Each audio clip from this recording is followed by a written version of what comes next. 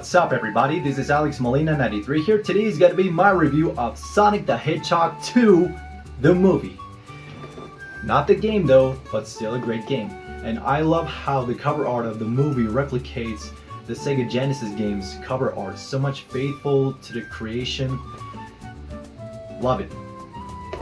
But anyway, after the hiatus of the reviews I've done from the past, and I'm back doing reviews.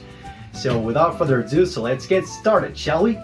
This is a sequel to the first Sonic the Hedgehog movie directed by Jeff Fowler, and he returned directing this sequel. We have Ben Schwartz reprising his role as Sonic the Hedgehog, who's cocky and the bestest thing alive, and the other actors are back reprising their roles, such as James Marsden as Tom Wachowski/Donut Lord, who's a sheriff in Green Hills Town and a father figure for Sonic. Tika Sumpter as Maddie Wachowski/Pretz Lady, a veterinarian and Tom's wife. And not to forget Jim Carrey as Dr. Robotnik/Eggman, a mad scientist who wishes to conquer the world with his new outfit, which is iconic for Dr. Robotnik/Eggman.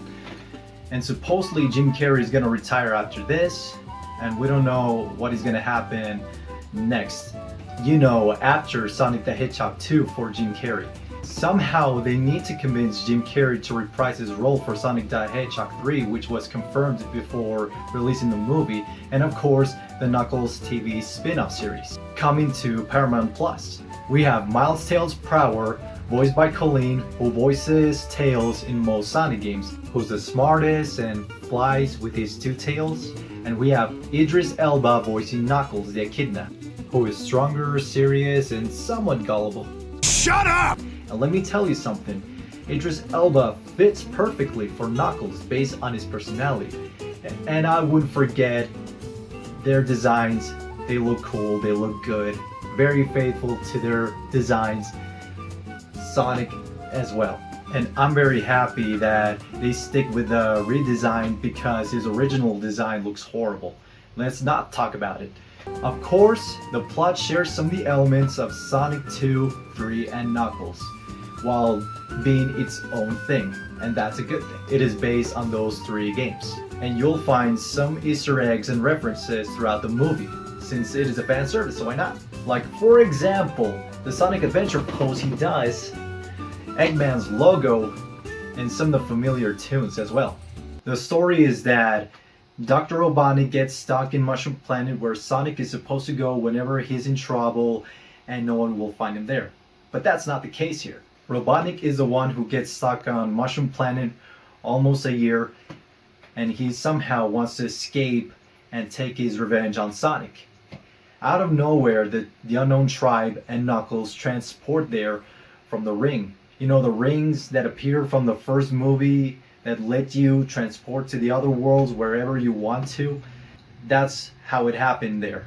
Dr. Robotnik teams up with Knuckles to take his revenge on Sonic, like I said, and find this mysterious power source known as the Master Emerald that you see on Sonic 3 and Knuckles. Is this supposed to be Mushroom Hill Zone? I don't know, just curious.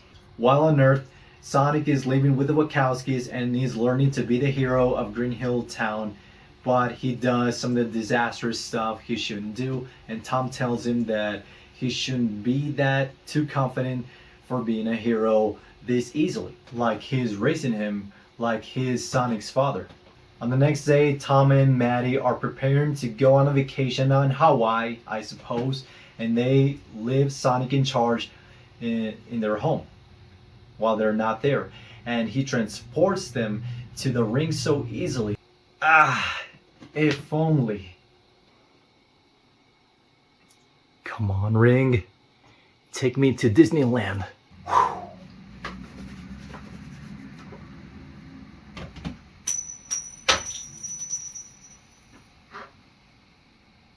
Not fair! It is worth dreaming. And you know Sonic is having a lot of fun alongside the pet dog at their home while the Wachowskis were not there. At night, both Knuckles and Robotnik find Sonic at his home, and Knuckles easily beats Sonic with his strength. When Knuckles is holding Sonic's homing attack with his own hand, it reminds me of that scene of Sonic X when he's holding him with both of his hands, which it is a nice reference though. And there, Tails saves him and warns him about Knuckles and Robotnik, that they want to find this Master Emerald, that it is hidden somewhere on the earth.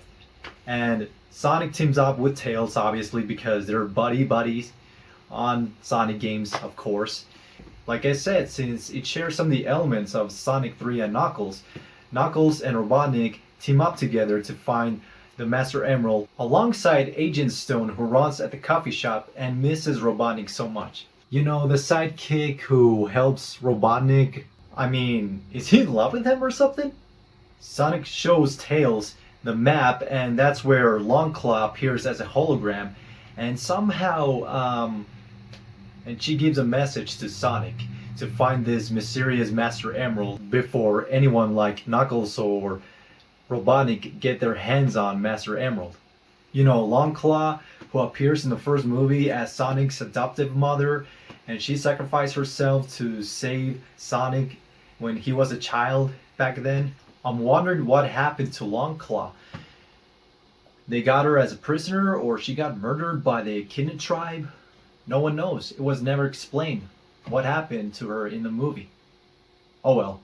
Anyway, both Sonic and Tails transport to the snowy area where the temple is, where the compass is hidden inside the temple, so they could find the Master Emerald. Inside the temple, it explains the story between the Owl tribe and the Echidna tribe that were both enemies, and they were in the war fighting for a Master Emerald, and the Owl tribe are the ones who guard the Master Emerald and not the Echidna tribe. So that explains why the Echidna tribe were after Sonic and Longclaw in the first movie, at the beginning of the movie. Both Robotnik and Knuckles found Sonic and Tails to steal the compass from them during the chasing. The snowboarding sections remind me of the Sonic Adventure days, which is a cool reference, by the way. And obviously, Robotnik and Knuckles retrieved the compass from these two, and Sonic and Tails, in his unconscious way, they somehow need to go to the Master Emerald before both Robotnik and Knuckles get their hands on. If you want to skip the spoilers, go to this time. I'll give you 5 seconds.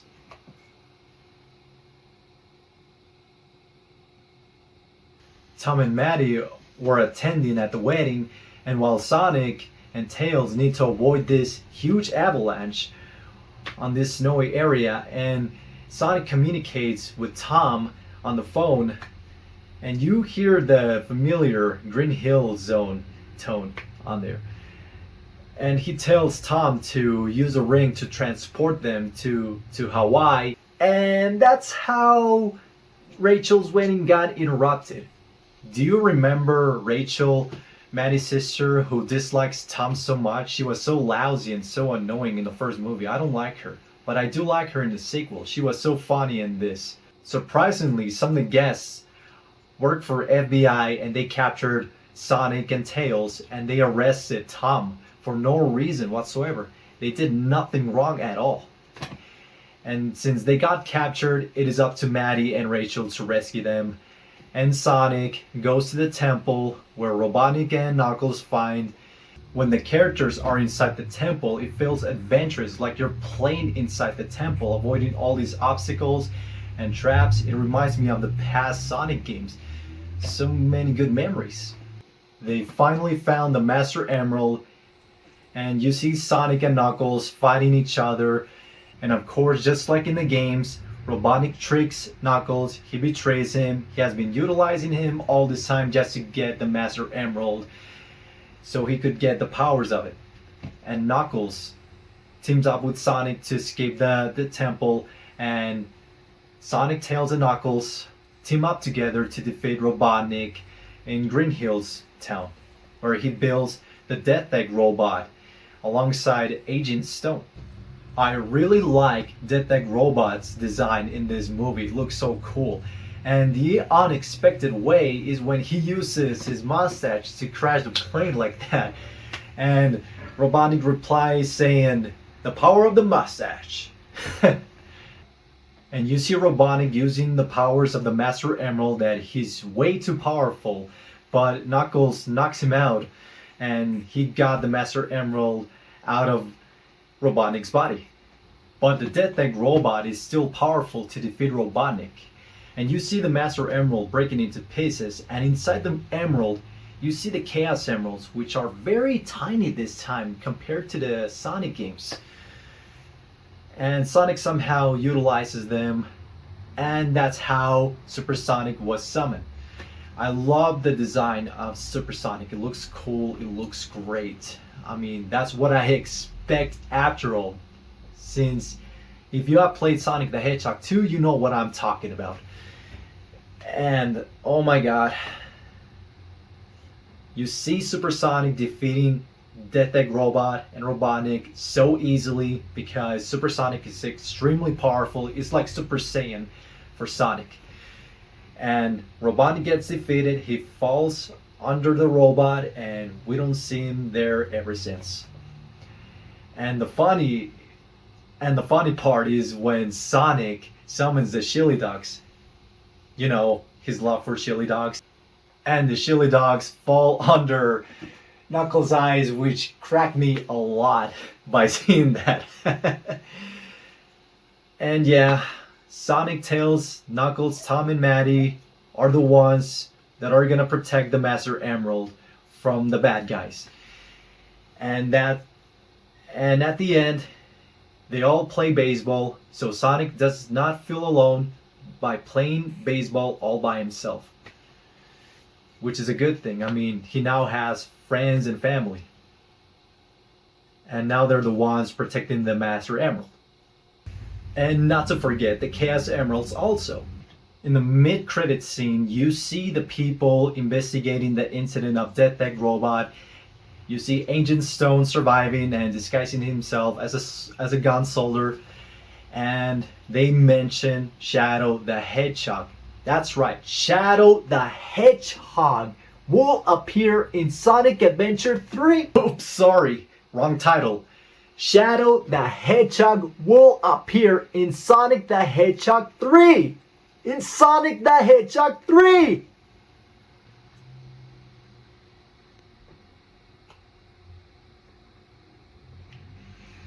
Okay, I'll calm down.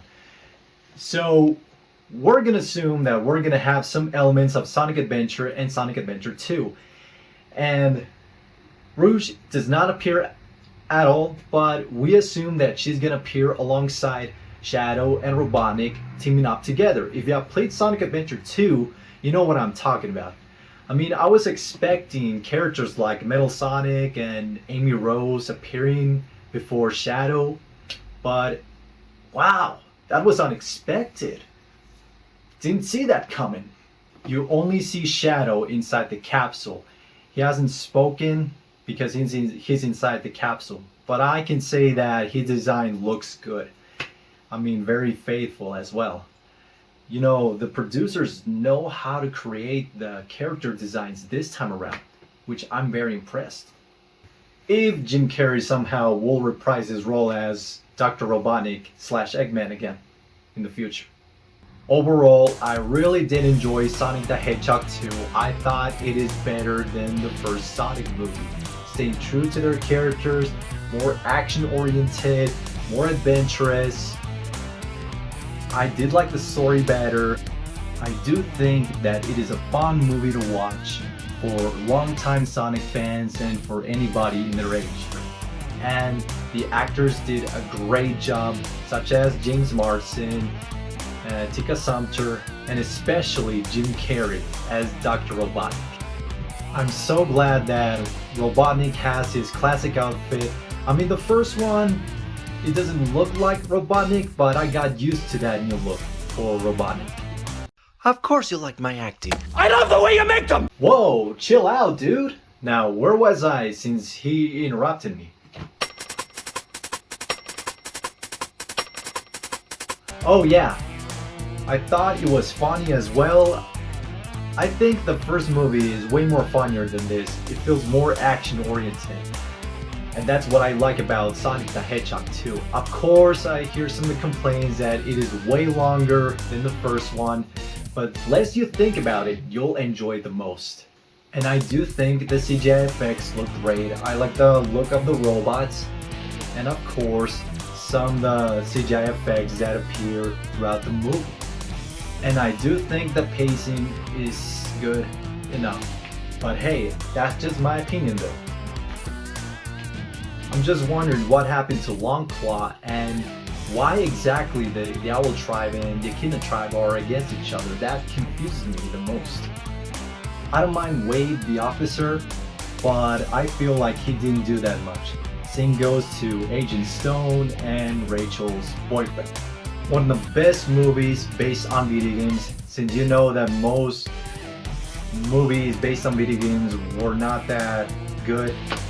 And Sonic 1 and 2 and Detective Pikachu including, they're one of the best.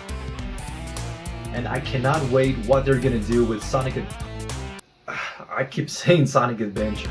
Sonic the Hedgehog 3. Yeah, I cannot wait what they will do with Sonic the Hedgehog 3 and of course the Knuckles TV series spin-off. But overall, I thought it was a great movie, and if you like the Sonic franchise and if you like the first movie, I highly recommend you check it out on theaters if it's still gonna be there, or just wait till DVD or Blu-ray. Of course, I'll buy it on Blu-ray to see it on my crispier TV. After seeing the first trailer, I was very confident that the sequel was in good hands, and I'm very glad that it did live up to the high expectations.